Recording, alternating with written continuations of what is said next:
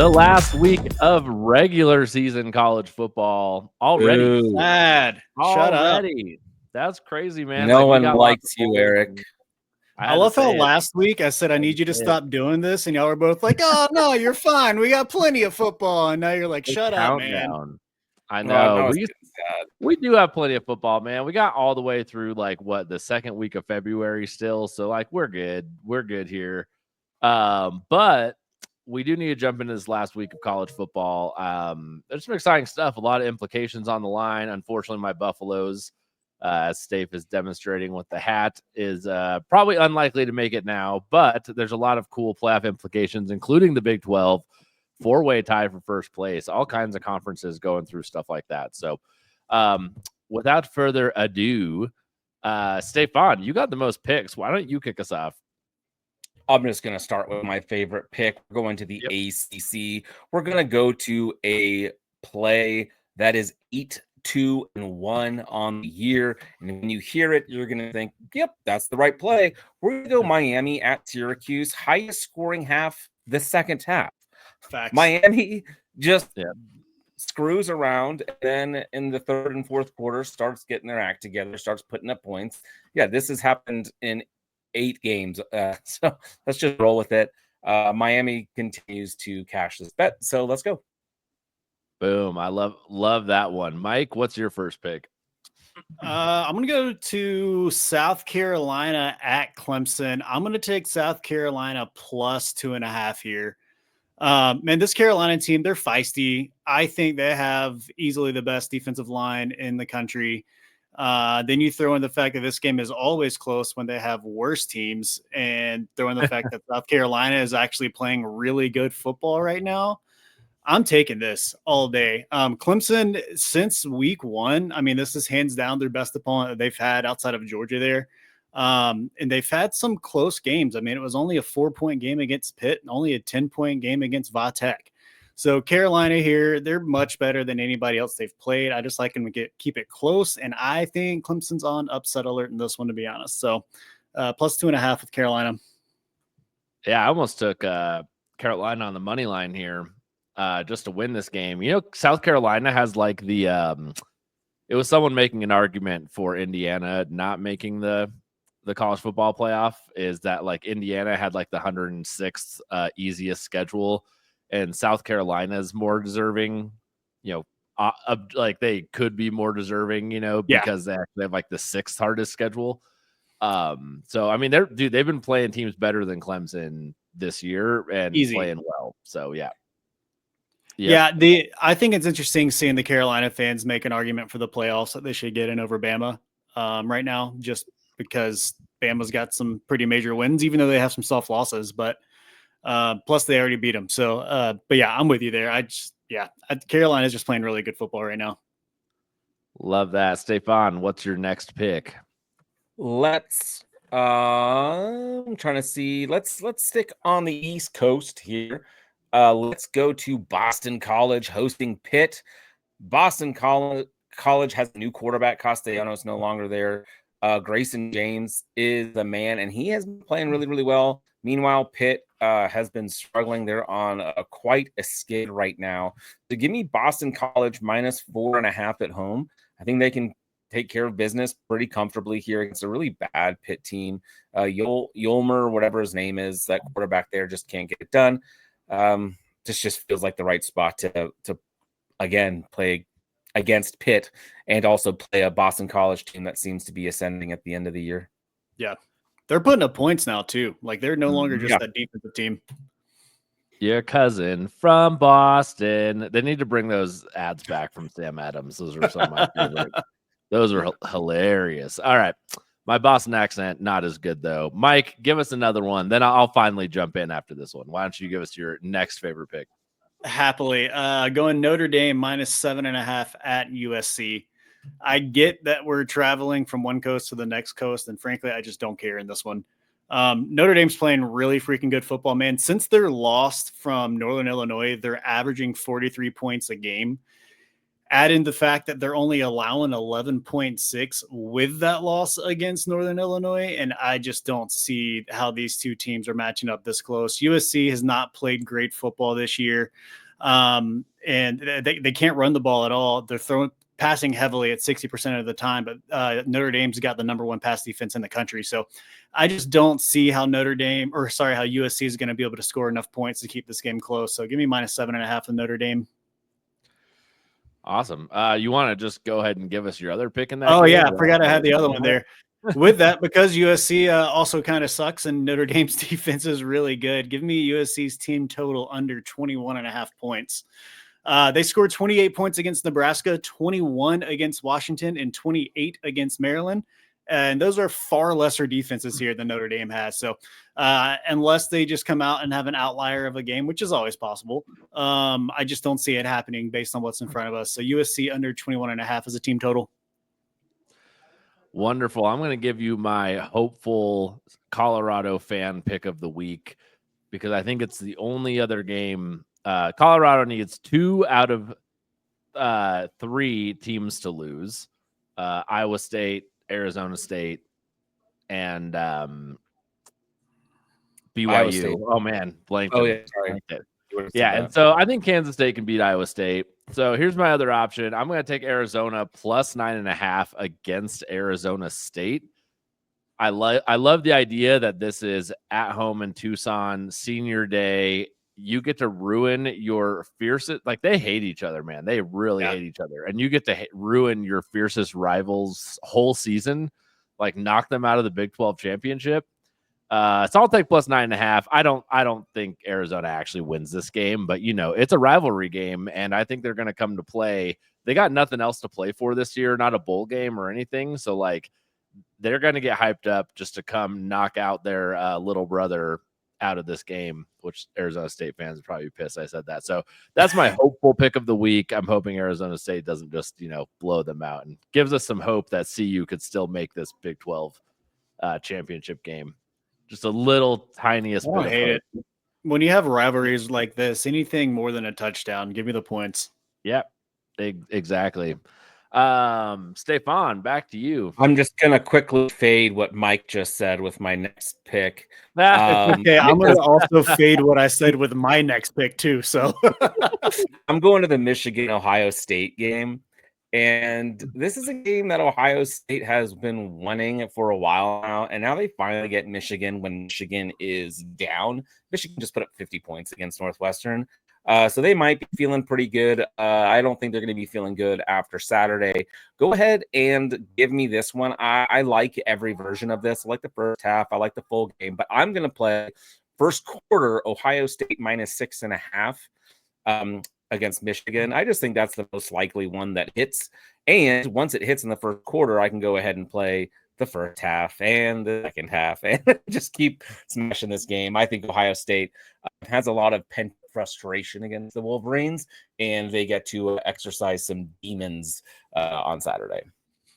This one I totally agree with. We'll move over to Mike's. I'm not sure how much I agree with this. I've seen some bad Auburn teams either beat Alabama in the Iron Bowl or just give them a real scare. So you tell us why Alabama's going to be -11.5. Full story. I started on the other side of this game. And then as I dove into it, I saw one little stat that completely changed my life when it came to picking this. Nice. So in 3 of the last 6 games of Auburn versus Alabama, it's been a 1-score game. All 3 of those games have been at Auburn. Every other game in Alabama, it's been at least a 20-point victory for Alabama. Add in the fact that Alabama has been significantly better at home this year across the board.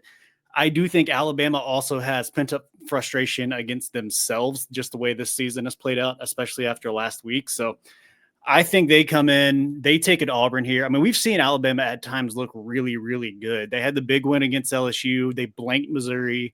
They handled Georgia just fine. So we know they have it in there. It's just a matter of when they're going to pull it out. And I think this is the week they pull it out at home. So Bama -11.5 there. Well, hopefully, if they are pulling it out, they are at home. We don't want to do that outdoors. Hey, I mean, you know, Get in trouble for that kind of thing. when nature calls, bro. That's great. Yeah, I love this. I love Jalen Milroe so much, and I'm so disappointed with him. I just can't bet. I can't bet any side of an Alabama game at the moment. Just too much inconsistency for me. But I would like to be able to bet alongside you, Mikey.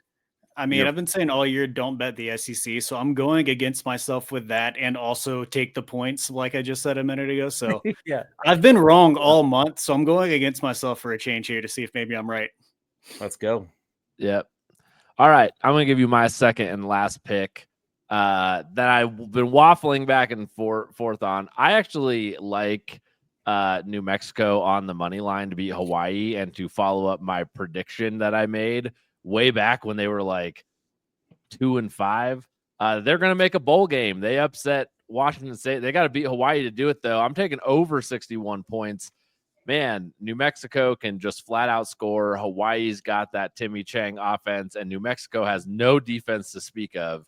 This game could be like an 80-point game. I actually think 61 is a crazy low number for this game. We saw one New Mexico total this year set at 78 on the betting line. So I'm going to take New Mexico at Hawaii over 61.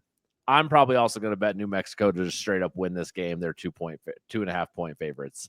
So they're going to the island, though. Always tricky going to Hawaii. I saw this game and thought about making a play, and I was like, nah, Eric's going to make a couple, so I'll leave it for him. Yes. I would love a New Mexico Bowl in town with New Mexico playing in it. Man, the people here would love it. We'd have a good old time. So I'm cheering for it. Stefan, you got more picks for us, though. I've got quite a few. You know what's been cashing week in and week out is Illinois. Just blindly taking Illinois. It took a miracle last week. I don't know if you guys saw that Illinois game. They were lined up for a 58-yard field goal, and the opposing coach called a timeout. Coach Giano called a timeout to ice the kicker, and it was like 10 yards short and way right. And so Bielema decided, let's go ahead and go for it. And they scored the game-winning touchdown with like no time left. So Illinois is just a little bit lucky right now, and that's what we want. But they're playing against a terrible Northwestern team. They're playing it in Wrigley, so it's going to be a very neutral fan base. Not that Northwestern really travels or is anything to worry about at home anyway, but I expect this to be more like an Illinois game. Northwestern's 4-7 against the spread, 7.5 again. It's just not enough points. This is like the type of line that Eric drooled over because they're begging you to avoid or take Northwestern. I'm not going to do it. I'm sticking with Illinois. Luke Altmaier looks really, really good. He's got more than twice as many passing yards as the Northwestern quarterback.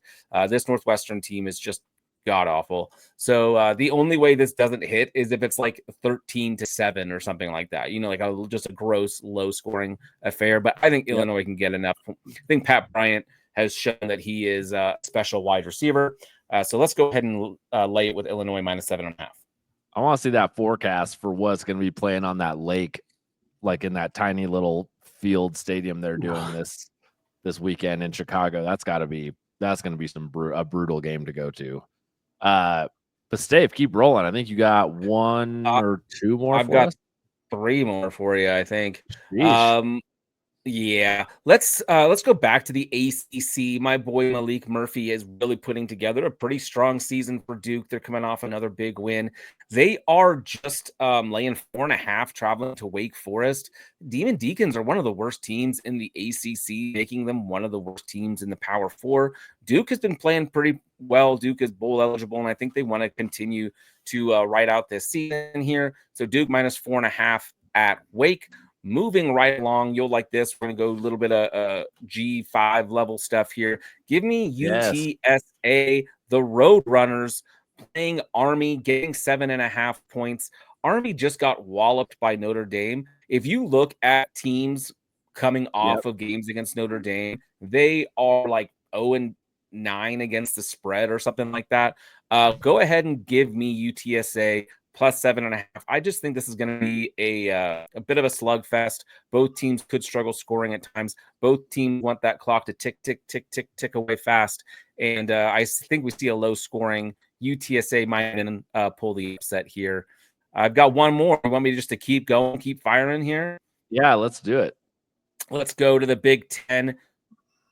Iowa is kind of just like an auto over team right now. Let me pull this So up funny to because say. I know, right? I pulled this up earlier, and then I was doing more searching while we were looking. But they're like 7-2 to the over so far this year. Iowa is. Nebraska just put up like 40-something points themselves.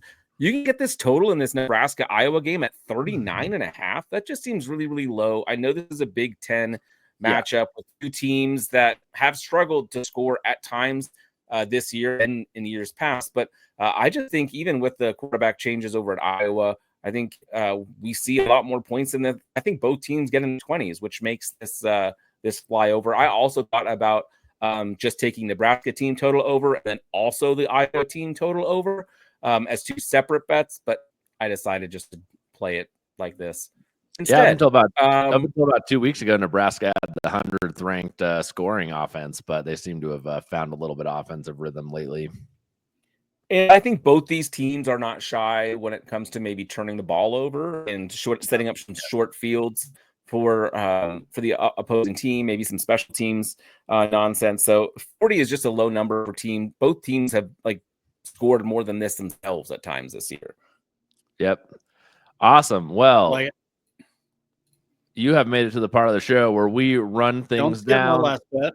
You have one more? Oh, you do. More. Sorry, we're going to skip Mike. Mike, y'all have too many picks, man. I don't want to hear complaints about your record. Give me Texas A&M +6 at home against Texas. This line opened at 8, and I was all over it over the weekend, and now it keeps dropping, but it's still at 6 on BetMGM right now. I just think this is going to be a close game. I get it. Yeah. A&M, they've struggled the last 2 conference games. Both of those games were on the road. And A&M is a much better team at home than they are on the road. They're averaging 29 points per game offensively on the road, but 39 at home. Defensively, they're giving up 29 on the road, but only 10 at home. So you add in the fact that what is on the line for this game at College Station, you've got the SEC championship and probably playoff hopes. It's kind of winning you're in, losing you're out situation. With the fact that it's the first rivalry that this game's happened since 2011, I just think this is going to be closer to like a 2.5 line in my mind. So at +6, I'm taking it just because it's going to be close. Yeah, Texas A&M has been talking about and wanting this game pretty much since Texas announced they were going to the SEC. Yep. This is like the game. All right, now you've made it to the part of the show where we run it down. Don't forget to follow us on YouTube, TikTok, Instagram, X, wherever you get your podcast. Like, subscribe, download, all of that stuff. Mike, why don't you take us through your picks and we'll run them all down? Yeah, give me South Carolina +2.5 at Clemson, Notre Dame -7.5 at USC. With that, the USC team total under 21.5. Auburn at Alabama, Alabama -11.5, and Texas at Texas A&M, Texas A&M +6. I just have 2 picks for you. I'll take Arizona +9.5, taking on Arizona State, and New Mexico at Hawaii over 61 total in the game. Lovely. Let's go to the Big Ten. I am going to take Ohio State -6.5 in the first quarter. We're going to take Illinois -7.5 at Wrigley Field playing Northwestern. And the final Big Ten play, we're going to take Nebraska into Iowa over 39.5. In the ACC, give me Miami Syracuse, the highest scoring half being the second half. Give me Duke -4.5 at Wake, and give me Boston College -4.5 hosting Pitt.